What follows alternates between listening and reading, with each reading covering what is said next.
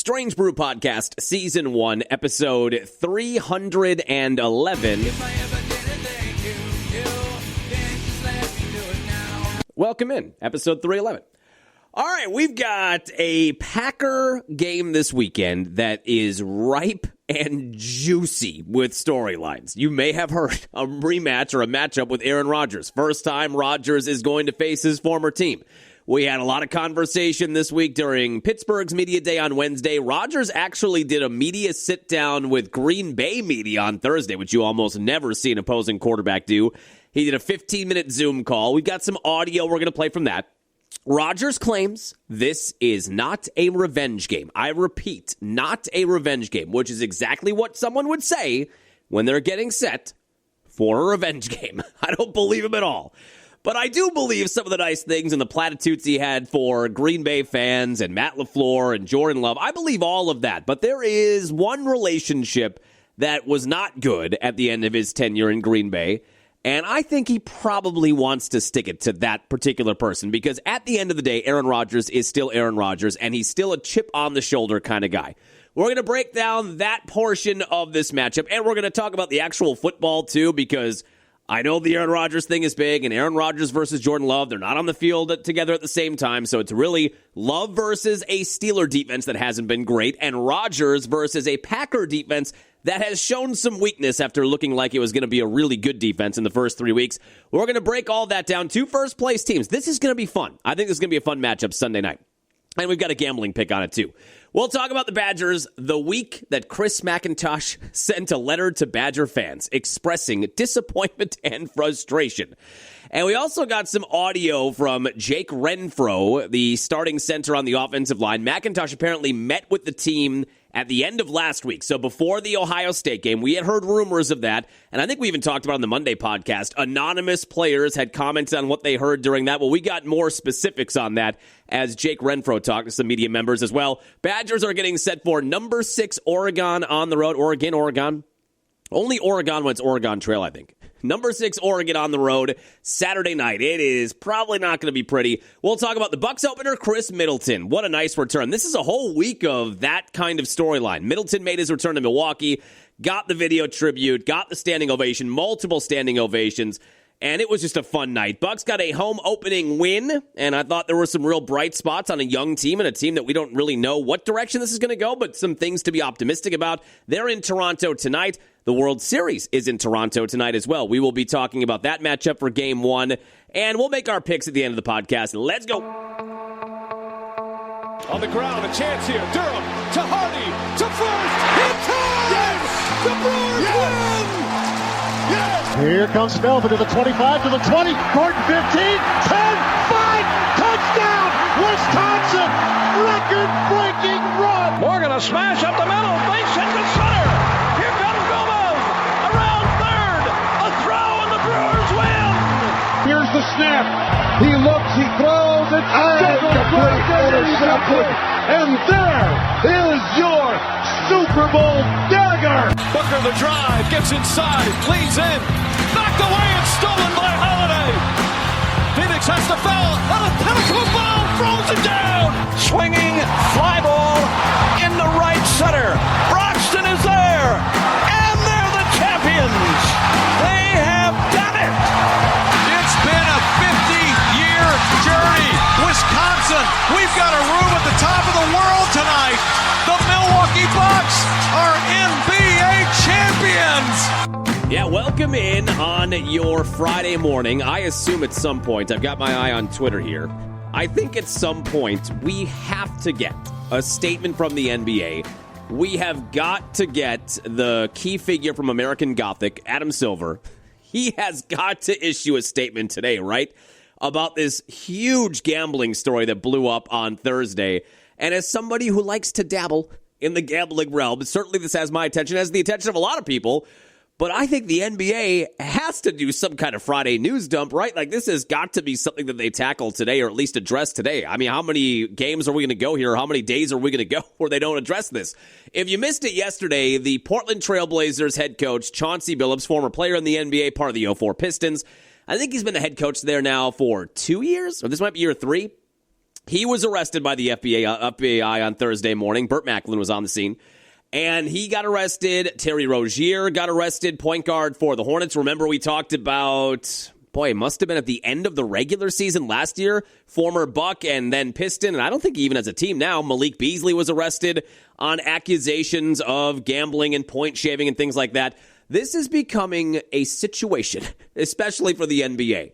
Now, like I talked about on several morning shows this morning, gambling and fixing games has been a part of sports since the first time that anybody even made a ball. And since Abner Doubleday fake invented baseball in whatever year, 1875. Since the dawn of sports, gambling on sports has been happening. It's much more mainstream now, but gambling has always been happening. And fixing games, it feels like here and there has been happening, even going back to the Black Sox scandal, World Series 1919.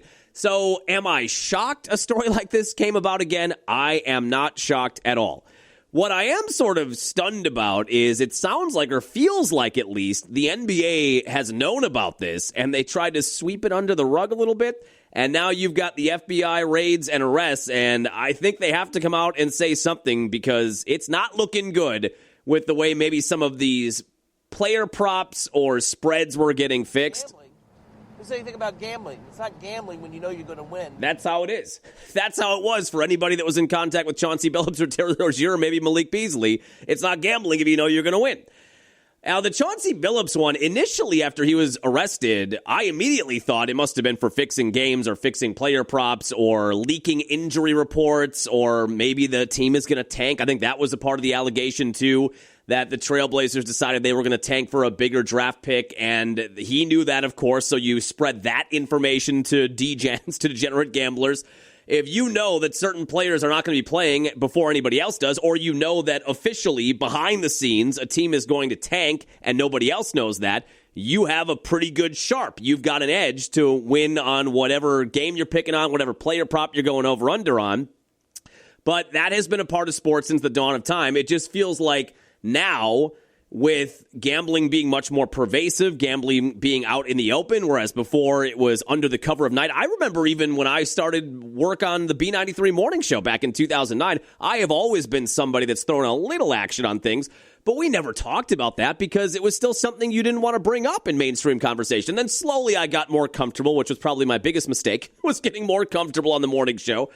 And we did start to talk about things, and now we talk about it not all the time, but we bring it up, spreads, over-unders, things I feel good about. We do, obviously, the picks at the end of the podcast, and now it's out in the open. I don't know how many states where it's legal, 35 or 36 states where it's legal, even in states where it's not technically legal, like Wisconsin. You can go to Potawatomi, you can go to Oneida, and all of these sports leagues now are tied in with these companies. Some of the biggest money spent in advertising are from FanDuel and DraftKings. I think we just talked about this on the podcast not that long ago, where on Sunday Night Football, Al Michaels and guys like that, Brent Musburger, old school guys, they used to be the only ones who would kind of hint at a spread or an over-under during a broadcast. Al Michaels' famous line was always, after a late field goal in a game that had already been decided, Al Michaels would always say, well, that field goal meant something to somebody out there.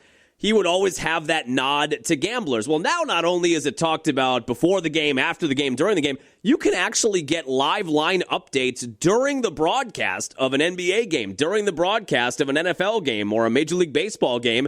When I watch Brewers games on Apple TV, they would update it with every pitch. Like, what are the chances Christian Yelich gets a hit in this at-bat? 35%. Pitch one's in for a strike. Well, now it's down to 27%. They would have that updated in real time. So while this has been going on since the dawn of sports, in the last 10 years, as gambling has hit the mainstream and a ton of gambling dollars are tied into these sports leagues and the broadcast and everything, it's become much more conversational. Whereas you didn't talk about gambling not even 10, 15, maybe 20 years ago. But you knew this was just going to become more and more of a thing.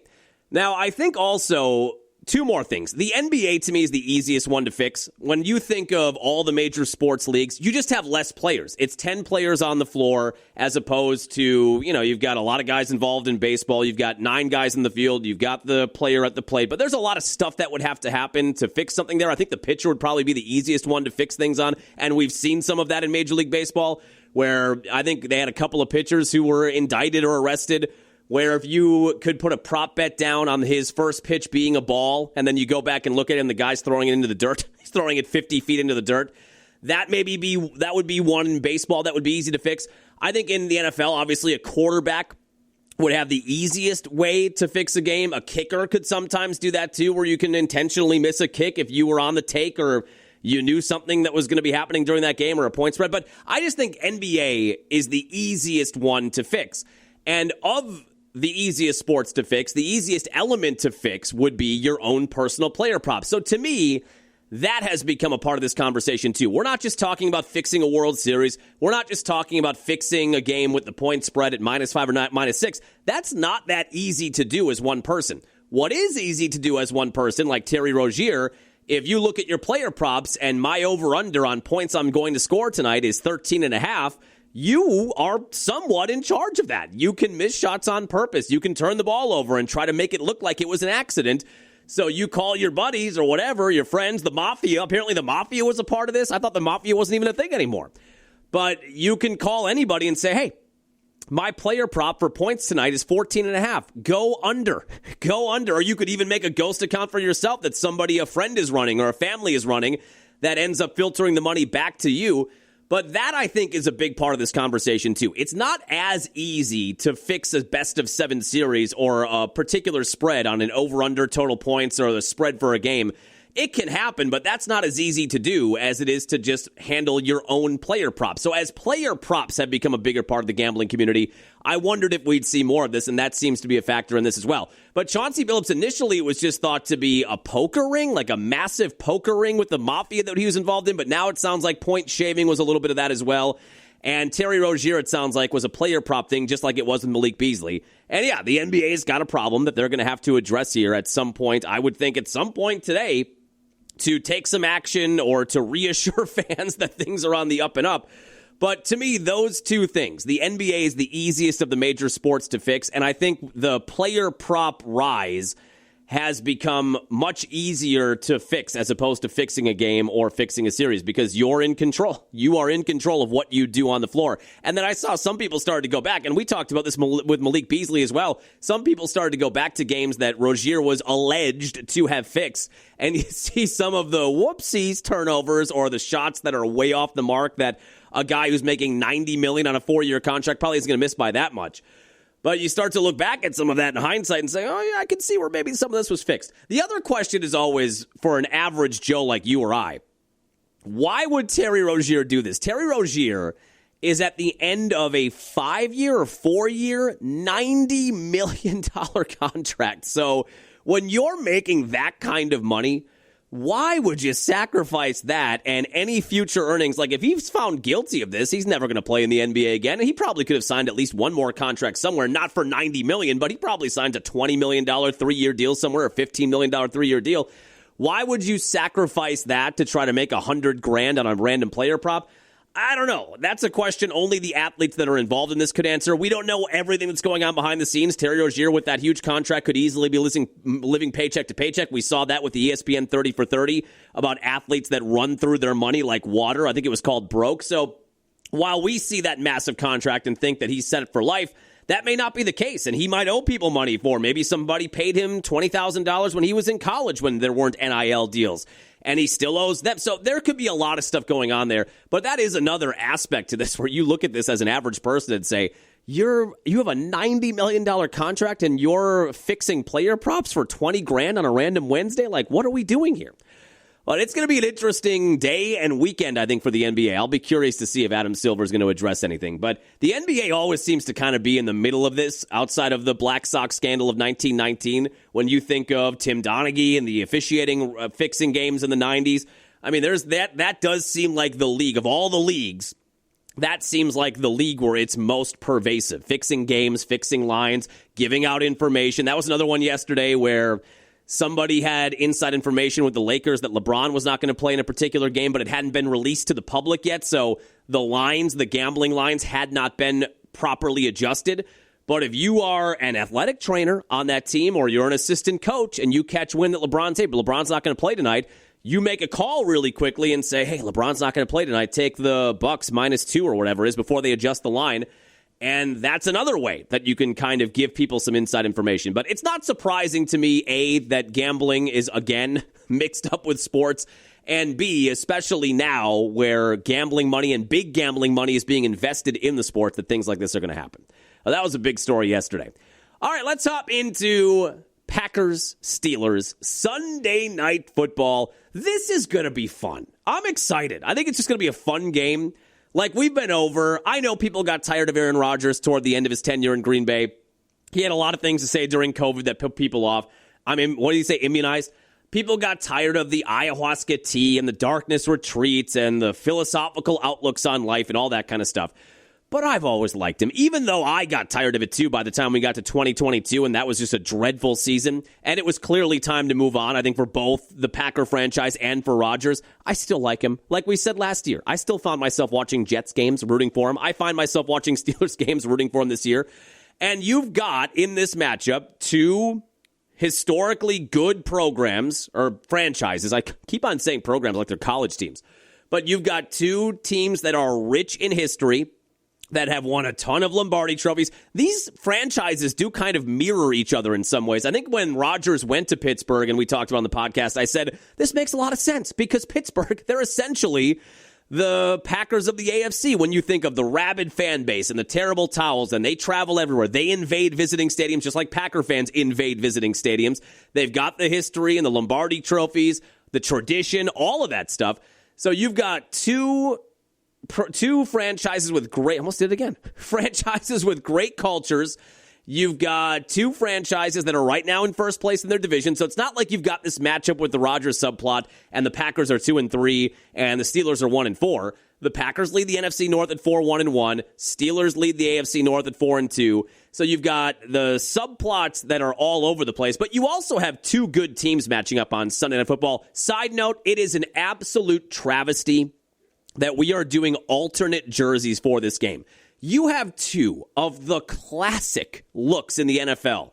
The Steeler jersey color combo, the Packer jersey color combo. Why would you mess with that? So the Steelers are going with some alternate look. I think it's a retro look. And then the Packers have countered with going with their color rush, which are anti-color rush, reverse color rush. They're going with their all whites. That is awful. You have two classic teams in this primetime matchup with the Rodgers side story. Let them wear the classic look out there on, because that would have looked beautiful on Sunday Night Football in primetime. Instead, we're getting two alternate jerseys. That's the only part of this that I'm not excited for. But this doesn't remind me even a little bit. I know there's been a lot of conversation this week about when you go back to Favre matching up against the Packers in 2009. This doesn't feel anything like that to me. When that happened in 2009, when Favre went to the Jets and was stunned the Packers traded into the Jets in 2008, and then he kind of manipulated his way to Minnesota. He ultimately, and at the end of the day, said he wanted to get to a team in the division. He targeted the Vikings, but I think he would have gone to the Bears. I think if that were an option, he would have gone there too.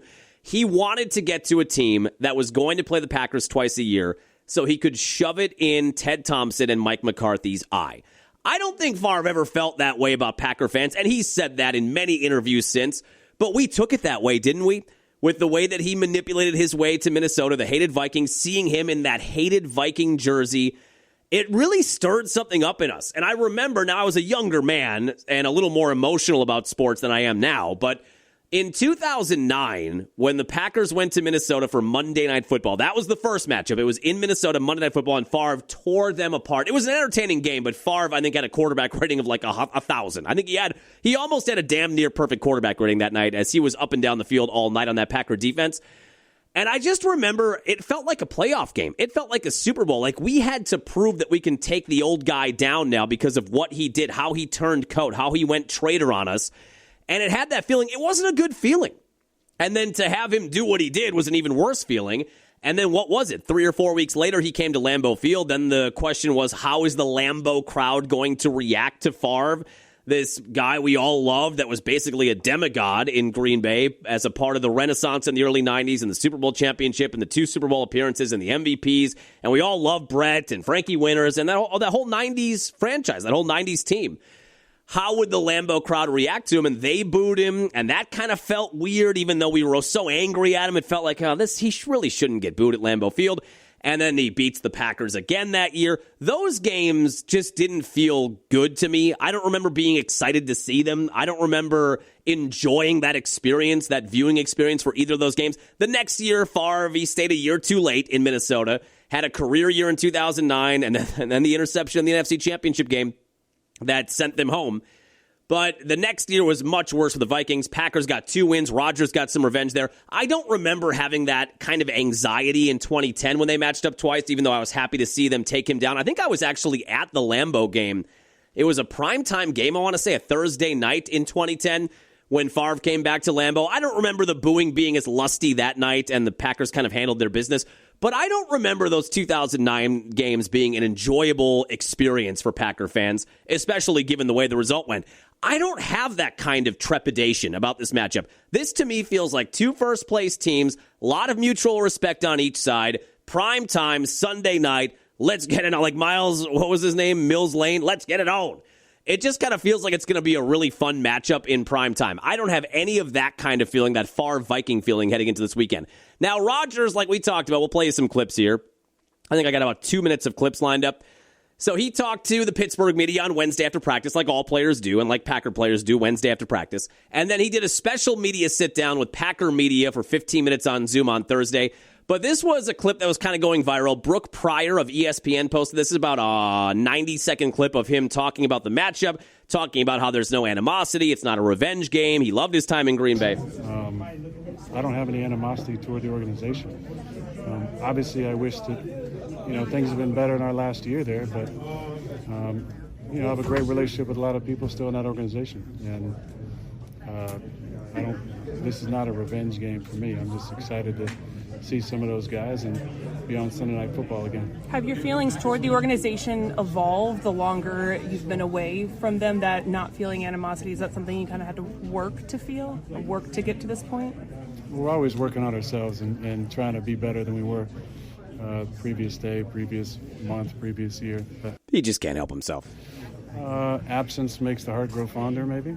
I have a lot of great memories from my time there. A lot of great interactions with fans over the years, living in Green Bay, living in Swamico, living in Hobart, going to Chives, being out and about, seeing people at the Piggly Wigglies when I'm shopping for groceries. I grew up there. I spent 18 years there, from 21 to 39, so I'm thankful for my time there. Obviously, would have loved to ride off in the sunset after a Super Bowl win, but that's not the way the league goes sometimes. And, I knew the writing was on the wall when Jordan was picked. And as a matter of time, I happened to win MVP the first 2 years he was with us. But I knew at some point there would be a change, and if I wanted to play, it'd probably have to be elsewhere. So I understand the situation. So overall, very complimentary, very reflective, very introspective, but 2 things. Number 1, absence makes the heart grow fonder. That might be more, I spent 2 years with the Jets makes the heart grow fonder. And then that last little bit, I couldn't help but smirk and kind of roll my eyes that he talks about the end of his time in Green Bay, and they drafted Jordan in 2020, and the writing was on the wall, which is all true. We all knew that was true. But then I just happened to win 2 MVPs. I knew the writing was on the wall when Jordan was picked. And as a matter of time, I happened to win MVP the first 2 years he was with us. Just happened to win MVP maybe a couple times. Never change, Jared. Never change. And then during his Zoom meeting with Packer beat reporters yesterday, it was a fun. I'm only going to play 30 seconds of it. He talked for about 2 minutes about his relationship with Bakhtiari and some of the pranks everybody would pull back in the day and how much fun they had hanging out together and how he grew up in Green Bay, 21 years old to 39 years old, which is all, again, I think he's being very genuine about that. That is a big part of everybody's life. That 21, think of when you're a kid at 21, you are a kid at 21. And then getting to 39, 40 years old, that's a huge period of growth in everyone, most people's lives. Some of us become podcasters and radio DJs and continue to fritter away our lives. But that's a huge time for him, and he spent the majority of his time in Green Bay during that time. So very complimentary. And then he said this, which we all expect, but it was fun to hear him say that he expects to be back in Green Bay and to retire as a Packer at some point. Long there. I outlasted most of them, but it's fun. That's why I feel so good about my time there, because damn near everything great in my life is because of, my football career. My football career starts and will end one day with Green Bay. So I got a lot of love for all those memories and a lot of great friends that I still carry with me to this day. So he said all the right stuff, which he typically does. And he always seems to find the right thing to say in those kinds of moments. That's why we enjoyed his time in Green Bay. But for the aspect of there's no animosity and this is not a revenge game. I have to pull a Super Troopers quote here, which I think I used on the blog this week. I don't believe that for a second. I'll believe that when my ship turns purple and smells like rainbow shepherd. Yeah, that's about how I feel. I feel like Ron Burgundy. I don't believe you. Because while I do think, and we just said, I think that everything that he had to say about Green Bay and Packer fans and growing up and becoming a man in Green Bay and living in, where did he say, the Chives? Has anybody been to that restaurant? He shouts that restaurant out, the Chives, more than any other restaurant I think I've ever heard in my life. I've got to get up there and go to it. But he, I think, was very genuine about everything he had to say about Packer fans in the Green Bay area and growing up and all the fun times they had and winning the Super Bowl. I believe all of that. But I do not believe that Aaron Charles Rodgers does not have a little extra something for this game Sunday night. Now, like I put in the blog, I do think of the games the Steelers have played this year, I think he had the Jets matchup highlighted, asterisk, circled. That was more of a revenge game for Rodgers than this one is going to be. That I do believe. I do believe he did not like his time in New York. He especially did not like what happened this offseason, where I guess they flew him out before the year began, only to sit him down and have Aaron Glenn tell him in 2 minutes that he was not going to be the guy, that they were not going to be looking for his services for the upcoming year. And if that's the way that went, Rodgers accurately said, couldn't we have just done a phone call? This could have been an email. This whole thing could have been an email. I flew across the country for a 90-second meeting where you're going to tell me you don't want me anyway. For those reasons, when I look at the Steelers' schedule and I think which of these games is he looking forward to the most to get back at somebody, I do think the Jets game to open the year, which they won, and in a game which he played well in, I do think that one took the gold medal as the number one revenge game, whereas this Packer game would probably be the silver medal or the bronze medal or whatever. I do believe that. But Aaron Rodgers would not be Aaron Rodgers. How many times did we talk about during the course of his career the chip on his shoulder, how he took everything as a slap in the face? He used that as motivation, a lot like MJ, a lot like Kobe. I mean, a lot of the great athletes, they're able to do that. They're able to manufacture a little something extra when they feel like they've been slighted. And while I believe what Matt LaFleur had to say this week and what Jordan Love had to say this week about their relationship, by every shred of evidence, the relationship between Love and Rodgers was the opposite of what it was with Favre and Rodgers when Rodgers got drafted in 2005. Just like Rodgers said with Love, that set Brett Favre on a timeline, and they spent, was it 3 years? Yeah, 05, 06, 07. Rodgers took over in 08. So it's almost the exact same timeline. But if you read any book or any article about their time together, Favre was not very nice to Aaron Rodgers during at least the first 2 years of that. And I think there was a mutual admiration and respect by the end of it.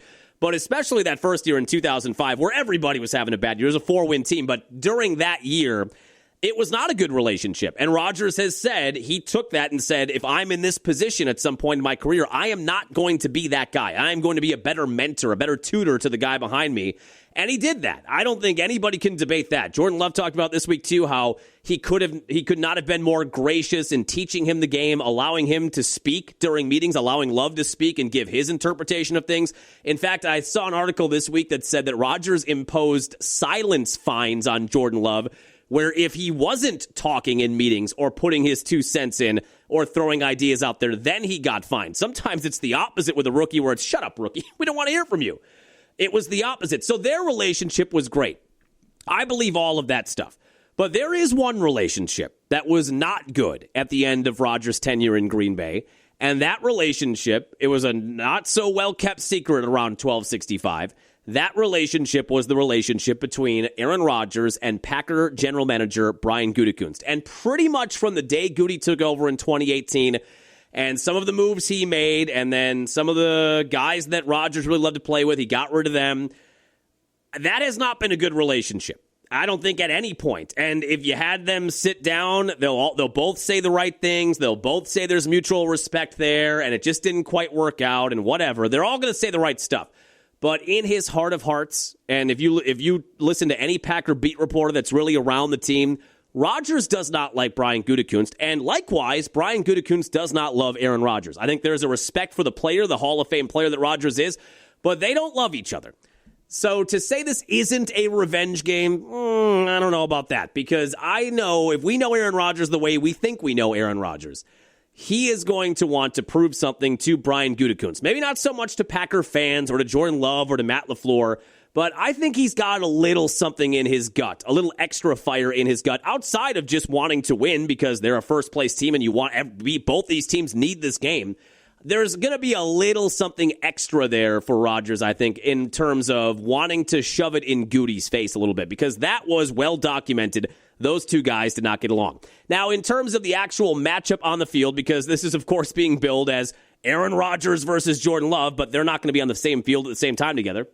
This is about the Packer offense against the Steeler defense and about Aaron Rodgers versus the Packer defense. One thing I'm curious about this weekend, and we're going to talk about this with picks too, because the over-under is 45, and I see points here. This Steeler defense is not good. And like I said on the B93 morning show this morning, don't shove that back in my face on Monday if we go out on Sunday night and the Steeler defense is really good. I'm just giving you the numbers up until now. I'm not saying they can't have a good performance on Sunday night, but the numbers are the numbers, and the Steeler defense has not been good. And I think sometimes we fall into, as fans, you fall into almost stereotyping a franchise because of what they've been good at historically. Like the Steeler defense, that's their calling card. They've been a great franchise in their history, won a bunch of Lombardi trophies, and the offense did some things. Terry Bradshaw, Lynn Swann, Franco Harris. I mean, they've got Hall of Famers on the offensive side. But if you did name association and you said Pittsburgh Steelers, what's the first thing people say? Defense. The steel curtain of the 70s and early 80s. And even going back to the 90s with Carnell Lake and Greg Lloyd and Kevin Green in his heyday. And when the Packers faced them in Super Bowl 45, it was Troy Polamalu and James Harrison. They've always had that gritty, defensive, blue-collar feel about their franchise. So sometimes I fall into this too, where you just assume, the Steelers must have a good defense because that's what they do. That's their thing. And they've got names. I mean, T.J. Watt is on there. Herbig is on there. They traded for Jalen Ramsey, who just had a birthday today, 31 years old. Getting a little past maybe the athletic prime, but they've got a lot of big names on that defense. So because the Steelers have been really good more often than not in their franchise history defensively, and because they've got some big names over there, I think we oftentimes just assume, they must have a good defense. On paper, statistically, through 6 weeks, that defense has been one of the worst in the NFL. It is the 28th ranked overall defense of 32 teams. They have the 31st ranked pass defense of 32 teams. So while I think the Packer offense has been pretty good, obviously the Cowboy game was their biggest output with 40 points. They've scored 27 in each of their wins this year, which is kind of one of those anomaly stats. In all 4 of their wins, they've scored exactly 27 points. That's not a bad point output, but it does feel like as a Packer fan outside of the Cowboy game, and maybe even in the Cowboy game, it does feel like they've left some meat on the bone offensively. Like there's been more opportunities to put bigger point totals up. I wonder, and I'm curious about Sunday night, if this can be a big night for Jordan Love. It sounds like maybe Christian Watson's going to be out there. He has been saying all week that he expects to be out there. They opened his 21-day practice window back on October 6th, so that gives them until Monday to do something with him, and they could wait until Monday and then have him ready for next week. But Watson said he feels good and feels like he's going to play. Matt LaFleur said in his press conference, I think on Thursday, when he was asked about how bullish Watson is on playing, he said, that's great. That's great to hear. We love that he wants to play. We want our players to feel that way. But at the end of the day, it's going to be a medical decision. But can Jordan Love, even with or without Watson, can the offensive line be better than it has been recently? Can Josh Jacobs keep the running game going? It seems like it's headed back in the right direction. This seems like a matchup with what the Steeler defense has done this year. Seems like a matchup where maybe the Packers can put 30-plus up. Maybe they can pile up 300-plus yards on Sunday. Now, the opposite side of that, the Packer defense looked like it was going to be, and it was, through the first 3 weeks. When you look at the Lions game, the Commanders game, and the Browns game, despite the loss, the defense is really good. Through 3 weeks, it looked like we had a top 5, top 3 defense. In fact, I'm pretty sure they were ranked 4th in the league in total defense coming out of that Week 3 matchup against Cleveland. Since then, it hasn't been as good. They go to Dallas, and it looked like Dallas could just do whatever they wanted to do that night, and Dak's been having a fantastic year. But it felt like, I think we talked about it in the post-podcast after that tie. I almost said loss again because it feels like a loss. Didn't it feel like in the second half, if you would have given the Cowboys 20 more offensive possessions, they were going to score on every one of them, whether it was a field goal or a touchdown. That's just the way that game was going. It didn't feel like the Packers were ever going to be able to stop them. So that gave you a moment of pause. Then they were pretty good in the first half against Flacco and the Bengals, but then Flacco got comfortable. They got going in the second half. And when you look to this past Sunday, Jacoby Brissett, who, as we talked about, I think is a very good backup quarterback in the NFL. If you need him for 2 or 3 or 4 games, he's a solid option. But he threw for almost 300 yards and 2 touchdowns and did not turn the ball over. He got sacked quite a bit, which we talked about on the Monday podcast. But he had a successful day, and that Cardinal offense had a pretty good day against the Packer defense. The weakness of the Packer defense is their secondary. And we kind of thought that going into the year anyway, because you felt like you were good at safety with McKinney and Williams on the back end. They haven't been quite as good as we thought. With the Micah Parsons additions, we all felt pretty good about the front 7. But Keyshawn Nixon has been okay as the number 1 corner. Nate Hobbs has been a nightmare so far and got picked apart last Sunday against Arizona. Maybe still trying to get fully healthy coming back from that injury. He has not been good. And Carrington Valentine, I guess I don't know. I have a lot of Packer fans on my feed that want him to get playing time over Hobbs with the way Hobbs has played. For whatever reason, whether it be a performance in a game or practice, I don't know. The team does not like to have him on the field right now. He only played 5 snaps against the Cardinals on Sunday. So on a defense that's been hit or miss now since week 3, the secondary has been their largest weakness. And even at 41 years old, Aaron Rodgers, with all the experience he has and ways to pick apart a defense, he is going to be able to target that. And if he is given time, it feels like Rodgers could put up a vintage Rodgers performance against a weak secondary right now for the Packers. Now, the question is, the one thing we said right before he can pick them apart, can they get pressure on him? Because at 41 years old, he is not as nimble as he once was. No, none of us are, right? None of us are as nimble as we were. I wasn't all that nimble to begin with at 25 years old, but we have hit sloth-like conditions at this point in my life.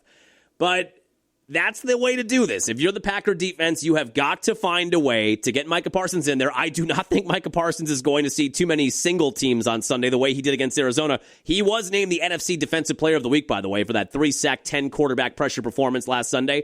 But that was a lot of one-on-one. And they asked Micah about that during the week, and he said, yeah, you put me one-on-one, that's what's going to happen.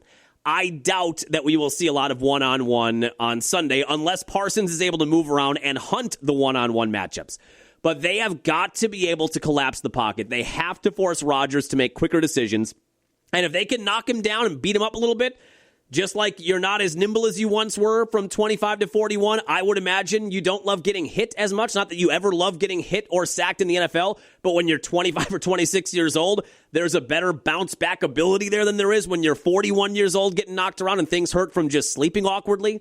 So if you can get in there and rattle his cage a little bit and live in his kitchen and bring pressure and force him to make quicker decisions, that's the way this Packer defense can be successful. If they do not get after it and he gets the ball out quickly and they find their rhythm early, I think it's going to be a tough night for the Packers secondary. But they've got to find a way to put pressure on Rodgers. Otherwise, I do think we're going to see maybe a big Rodgers performance on Sunday night. Got to find a way to get pressure on him. And the other element there is Rodgers as a 4-time MVP, and I think, honestly, in all the NFL I've watched in my life, maybe Peyton Manning was as good or better than Rodgers, but that's the list to me, those two guys, and Brady, I guess, to some extent, but those two guys are the best I've ever seen at diagnosing pre-snap where blitzes are coming, what's being disguised. Remember, Rodgers always did that, and that was what was infuriating about it as a Packer fan was he would run the play clock all the way down to 1, and you always felt like you were going to get a delay of game penalty, and sometimes they did, or sometimes they had to burn a timeout.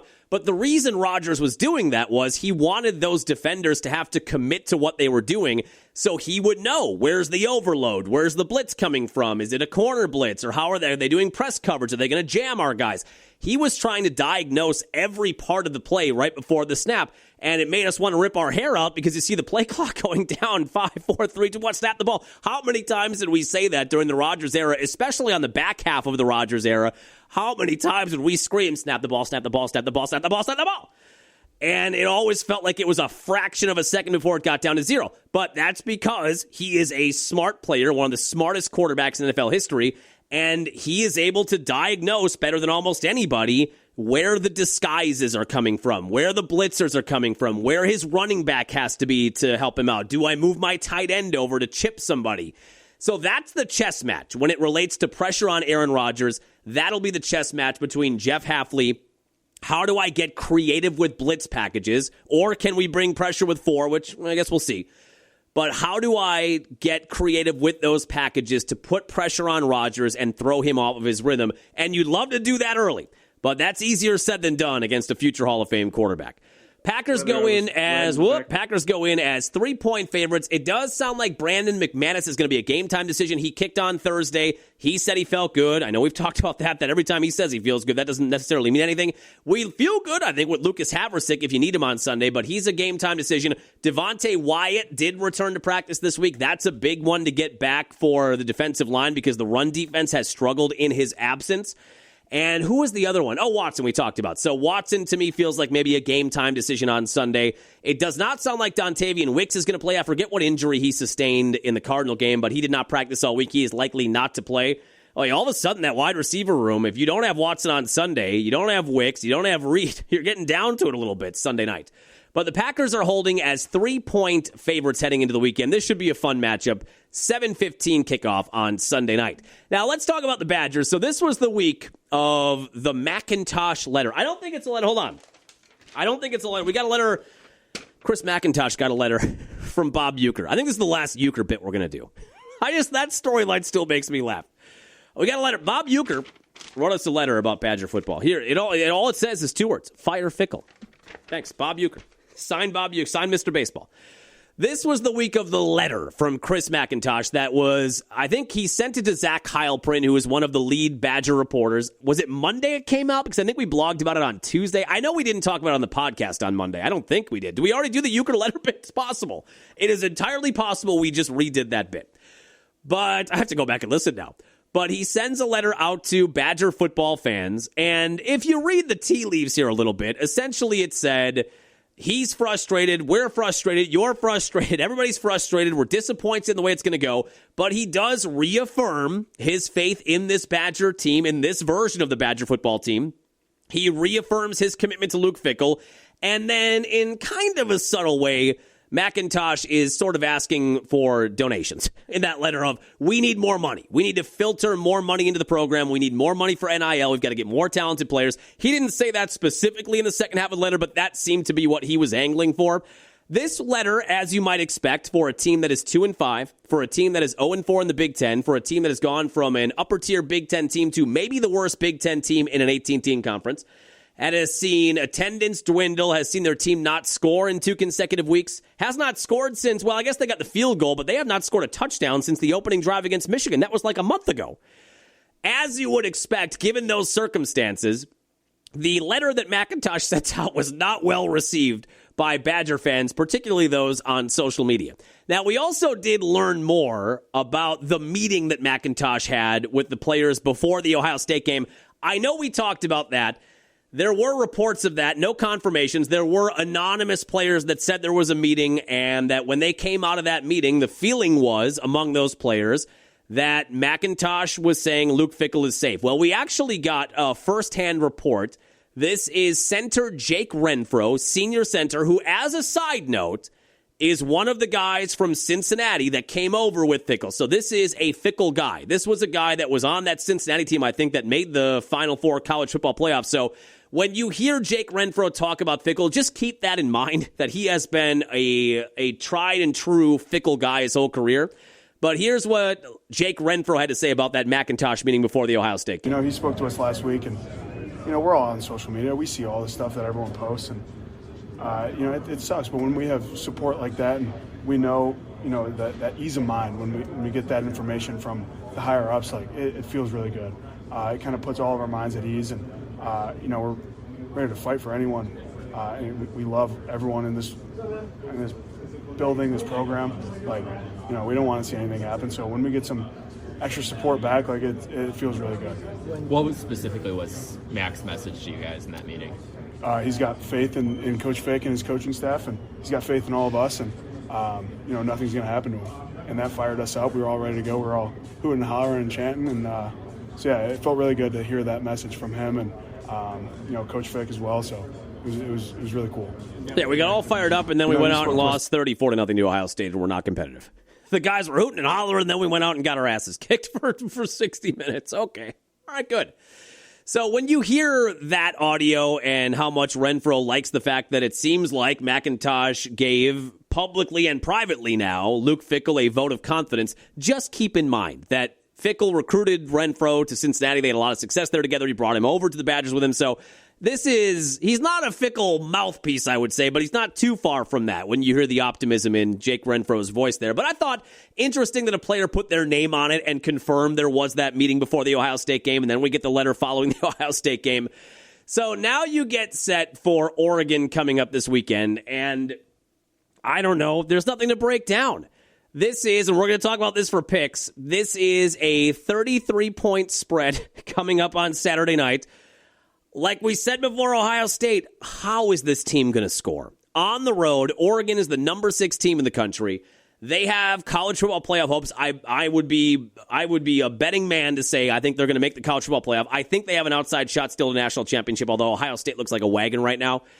But that's what you're going up against. On the road in one of the toughest environments in college football, how are the Badgers going to score? I don't think Billy Edwards Jr. is going to play. I don't think we're going to see him the rest of the year.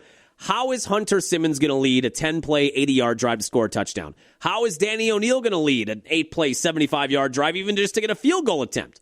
I don't see it outside of, like we talked about heading into the Ohio State game, outside of a random thing, like a fumble recovery for a touchdown, a strip sack that puts you inside the 20-yard line, a kick return that puts you deep in Oregon territory. Maybe you get a field goal out of that. Outside of that, I just don't see how they score on Saturday. But that was the messaging from the athletic department, from McIntosh to Badger fans during the week. Now, Fickell did talk to the media in his weekly Monday press conference. They asked him about his job security. He said, yeah, it's hard not to think about it, but that doesn't help me in my everyday. We've still got to find a way to do practice, to get better as a team, to try to get better in these games. So that was addressed kind of point blank during the Fickell press conference on Monday. I guess I said this in the blog. It's hard to interpret what's going to happen here by the end of this year. Because if McIntosh is safe, and like we went over, I think, last week, I don't know that it matters how fans feel. Because if fans could make the decision right now, we would cut bait on Fickell. You'd probably cut bait on McIntosh. Because if you fire Fickell, and this has gone so bad, Fickell was McIntosh's choice. So if you fire Fickell, are you going to let Chris McIntosh hire the next guy after this was an unmitigated disaster?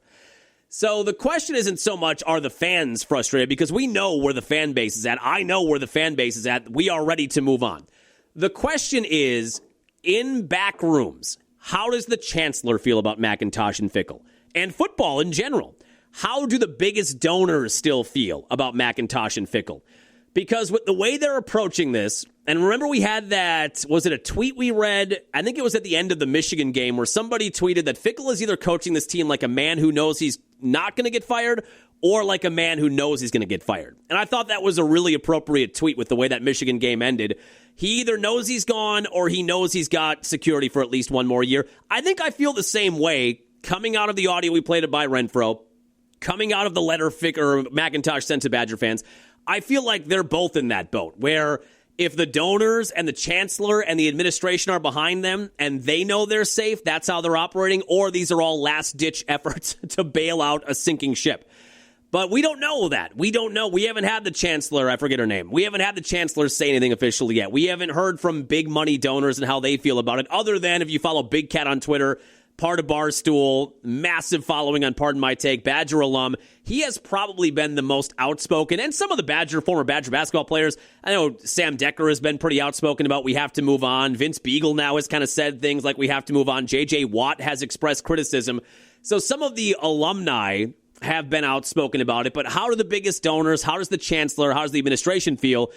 Because it is like these two guys right now, McIntosh, are operating as if they have the full support behind them and they're both going to be here for next year, or this is a last-ditch effort to try to save their jobs. And until we know the feelings behind the scenes, it's hard to figure out what perspective they're coming from.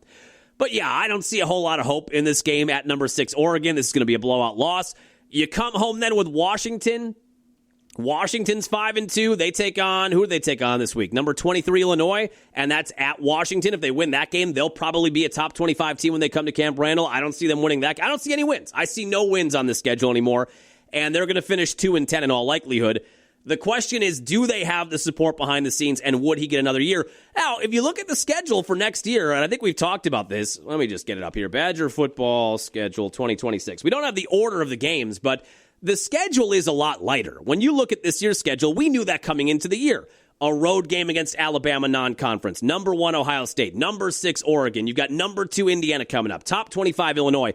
When you look at next year's schedule, the Big Ten home opponents are Michigan State, which appears to be in about the same situation the Badgers are.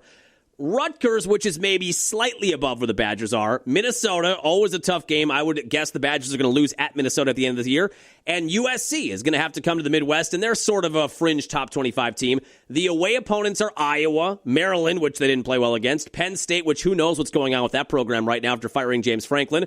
Purdue, which kind of like Michigan State feels like they're maybe a slightly bit ahead of where Wisconsin is, and UCLA, who fired their coach and now have won 3 in a row, but they've got to go to Indiana this weekend. That is a much lighter schedule. I don't see a single top 10 opponent on that conference schedule, and non-conference, you've got Western Illinois, Pittsburgh, and you've got the Notre Dame matchup at Lambeau Field. So there is a chance, I guess, there is a world, maybe, where if they do bring Fickell back for another year and they don't buy him out at the end of this year, if you make a big splash in the transfer portal, if you get a quarterback that can actually play in the games, which we've talked about, that is one thing that Fickell cannot control. The veteran transfer quarterbacks he's gotten getting hurt every year. Mordecai got hurt year 1. Van Dyke got hurt year 2. Billy Edwards Jr. lasted a half this year and has not played. I will say, I don't think their record is any different with Billy Edwards Jr. Do you?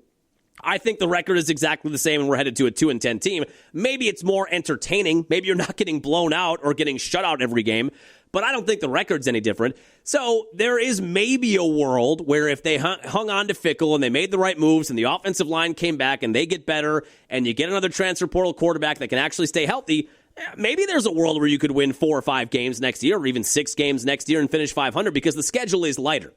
But I don't know, and I don't think anybody knows what the big names behind the scenes, how they feel about McIntosh and Fickell right now. Are McIntosh and Fickell fighting for their jobs between now and the end of the year, or do they already know they're going to be back for next year and they're trying to get things going in the right direction? It's hard to tell. But I don't think we're going to have a whole lot of positivity coming out of Saturday. The Badgers are 33-point underdogs on the road at Oregon. Now let's talk about the Bucks on Wednesday. First of all, we got the return on Tuesday of the NBA on NBC. One of the great wrongs has been righted. As I put in a blog about this, because I am so nostalgic for the NBA on NBC. That's what I grew up with. I grew up with in 1993 and 94. Bob Costas on the call, and Steve Snapper Jones, and Bill Walton, and Matt Guokas, all those big names, Fratello, the Czar, and Marv Albert before he bit that lady. They had all those great names. The production was great. MJ, Ewing, the Knicks and Pacers, the Bulls and Knicks, the Sonics with Peyton and Kemp. I mean, it was just Stockton, Malone, the Jazz.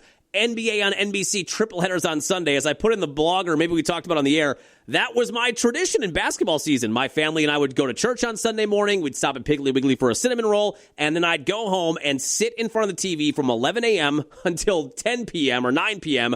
watching every game of the triple header on Sunday on the NBA on NBC. And I would look at the TV and think, God, one day, I hope that I can gamble on these games. One day I hope I can lay a parlay on these games. Dad, can we put a parlay on these games? What's a parlay?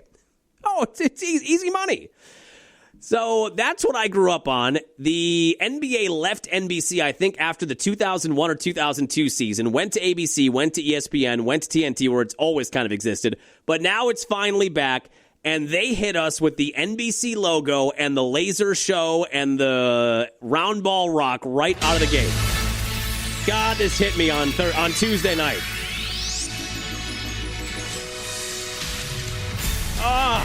It was just the best.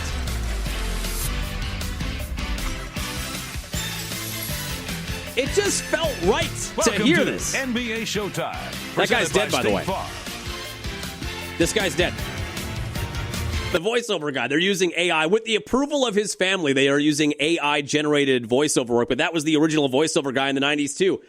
And I wondered before Tuesday's first broadcast, nostalgia. It's been 20 years. Is it going to be as good as I remember it? It was awesome. The production was awesome. The broadcasting crews with Tariq, they were awesome. I think it was Noah Eagle was on the late night broadcast. Hearing that as the intro and outro, the colors, the score bug, it was all great. It was just really fun to have that back on NBC.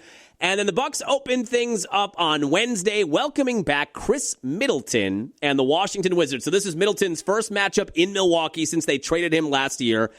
And it was a special night. He got a standing ovation, several standing ovations. He got the video package. Here is the 60-second video package.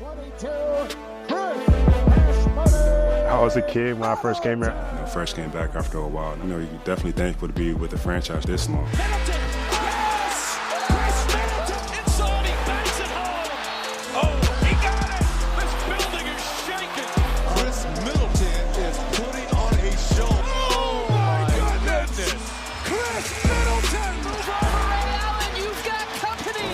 This long and be able to, break a record like that is something that you definitely think of as a kid.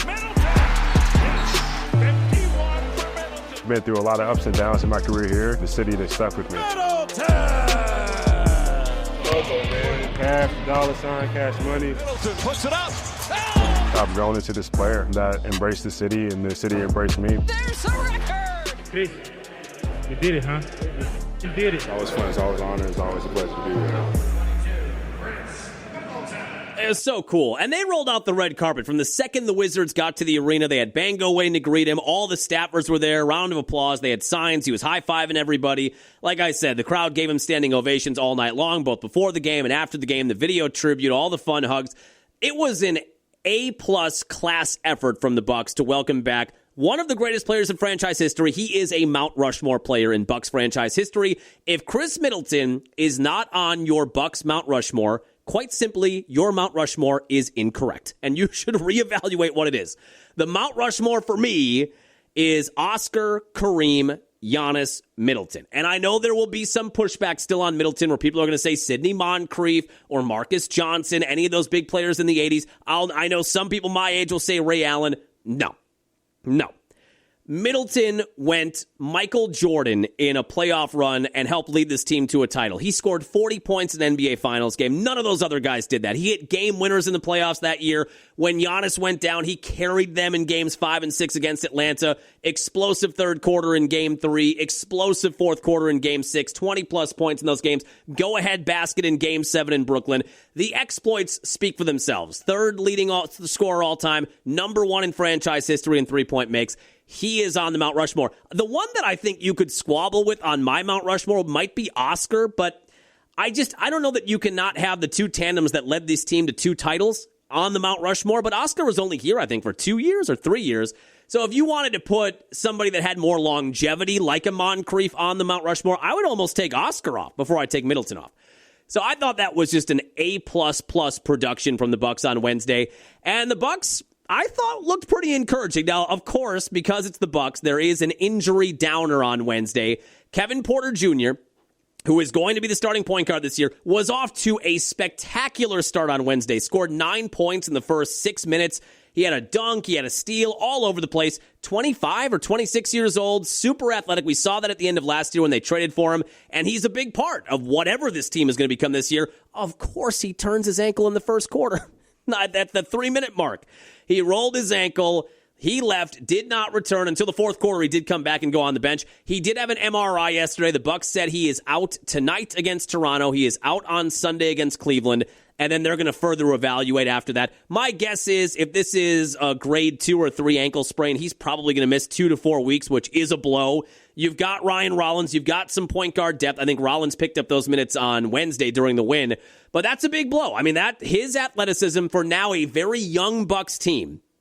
A guy like Porter, who is athletic, he's quick twitch, he's fast defensively. That's what they're looking to do, and he's kind of the guy that makes it go as the point guard, even though Giannis is going to run a lot of point guard this year too. That's a pretty significant blow early in the year.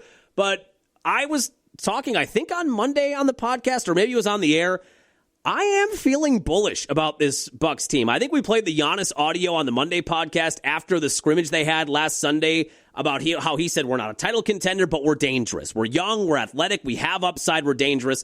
And we talked about it either on the podcast or on the air this week. this does feel like a different Bucks team than we've had in the past 5 or 6 years, where even in the Eric Bledsoe years in 2018, 2019, when we entered a season, you felt like this team could maybe make a run. This could be a title contending team. This is a team that could make a run in the playoffs. And we certainly felt that way when they got Drew. They won a title, but we're always near the top of the standings. We felt that way when they got Dame, even though that backfired in the 2 years he was here. This is a different kind of feel entering a year where you've got a really young team with a superstar, top 20 all-time player, Hall of Famer as the middle of it, but it's a young team around him. And we're not quite sure what to expect. This almost feels like the 2016 or 2017 team where Giannis was on the rise, Middleton was on the rise, but we didn't know. I mean, you didn't know what they were going to become. That's kind of how I feel. Outside of Giannis and probably Miles Turner, those two guys you feel comfortable knowing what you're getting. The rest of it we don't really know because they're so young, and it's kind of this collection of guys that were cast-offs elsewhere or have grown through the Bucks' developmental process. We don't know what this is going to be yet, but there was a lot of optimism heading into Wednesday, and especially with the way the first quarter went on Wednesday, my optimism was running wild. As Hulk Hogan would have said, running wild, brother.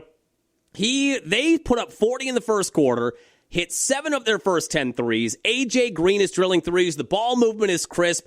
They're much faster, which I think we talked about. Now that you're one of the younger teams in the league, we were expecting that, but it's kind of shocking to see because at the end of the run we saw last year, with Middleton and Brook Lopez and Dame, this was a pretty slow team. It was an older team. It was a more plodding team.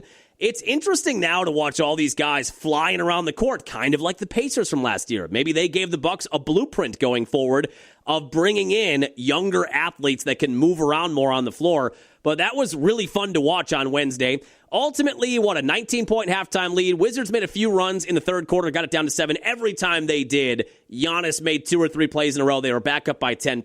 Giannis went on his own 12-0 run in the fourth quarter, and the Bucks get a 133-120 win. Defense has to be better, and obviously the Porter injury hurts, but a 133-120 opening night win. They were 10-point favorites. They win, and they cover on Wednesday. And there are a lot of encouraging signs on this team. Again, it doesn't feel like a team that right now on paper is a title contending team, but let's see how they develop on a game-to-game basis. Let's see how they grow together. Maybe there's still a move to be made before the trade deadline that John Horst has in his back pocket. We'll see. But this is really a young team now with a Hall of Famer right in the center of it. And we'll see now how they progress on a game-to-game basis. Miles Turner in his debut, a little bit quiet. He was cold from 3. He got a lot of open looks. You can see why they like the Giannis-Miles Turner dynamic. I think their games fit well together.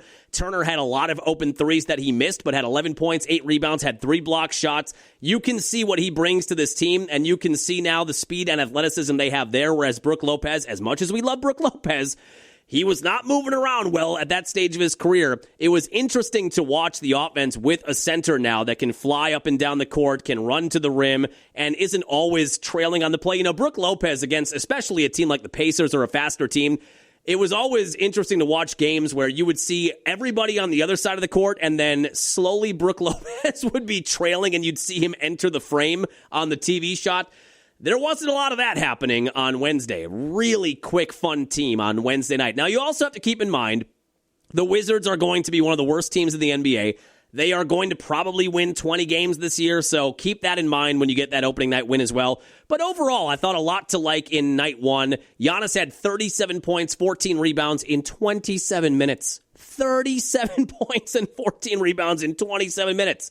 Gary Trent had 17, AJ Green had 11. They did spread the ball around, and yeah, Giannis put up those numbers. On this team, Giannis always puts up MVP numbers, but on this team, where now he is the guy who's going to do everything basically and get everybody incorporated, he is going to put up, if he's healthy, massive numbers this year. Numbers that I think, if this team can win 45-plus games, is going to be hard to ignore. They're going to be hard to ignore when you get to MVP voting at the end of the year, because he is a guy, honestly, I think Giannis could have a year this year where he averages 33, 34 points a game, 12, 13 rebounds, and 7 or 8 assists. I mean, it could be one of those kind of years for Giannis with what he's going to have to do to elevate this team and get the young guys involved around him. So they head to Toronto tonight. It is a 5:30 tip time. They moved the tip time earlier because Game 1 of the World Series is in Toronto tonight. But that's the next stop. No Kevin Porter tonight. No Kevin Porter on Sunday. But the Bucks got the win. And Middleton looked like vintage Middleton, by the way. That was a great performance from him. 23 points on 9 of 14 shooting, 5 rebounds, 5 assists.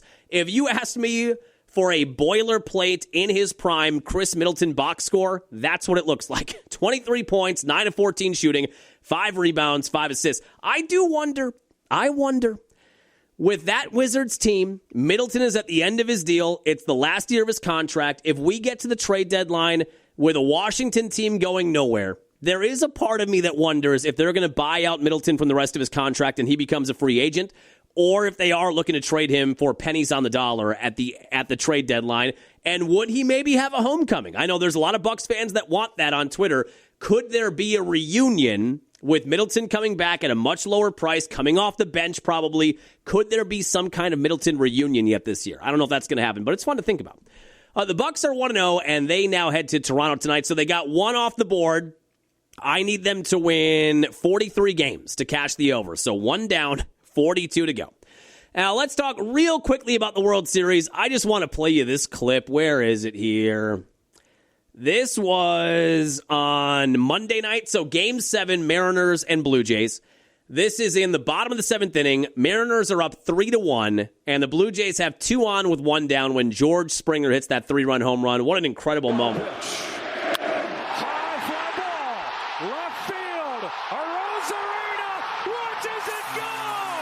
That place is up for grabs.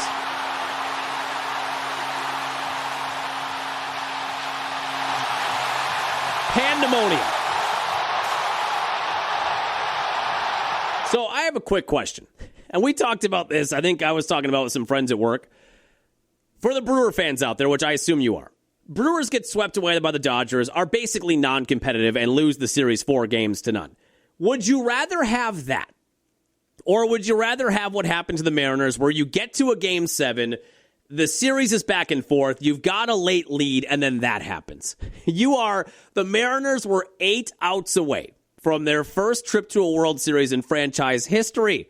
8 outs away with a 3-1 lead on the road in Game 7, and then that happens, and the Blue Jays win 4-3. What would you rather have? I mean, that was a lot like the Pete Alonso 3-run home run in Game 3 of the wild card. The stakes were clearly different, wild card series as opposed to ALCS Game 7, but it was a very similar home run.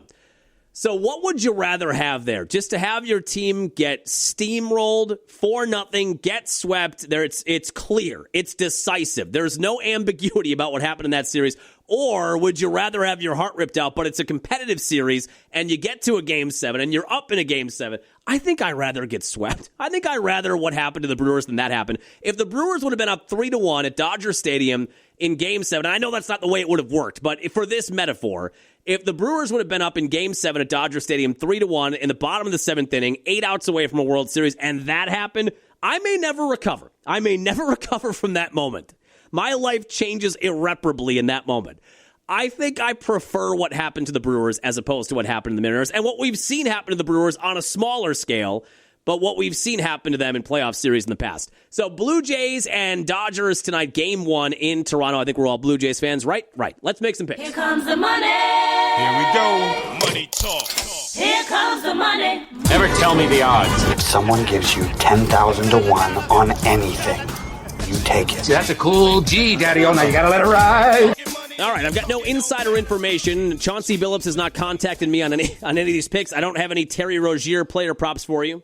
I can't wait for when I turn on games tonight for the NBA when there's still DraftKings logos on the bottom. Today's promo code is rigged.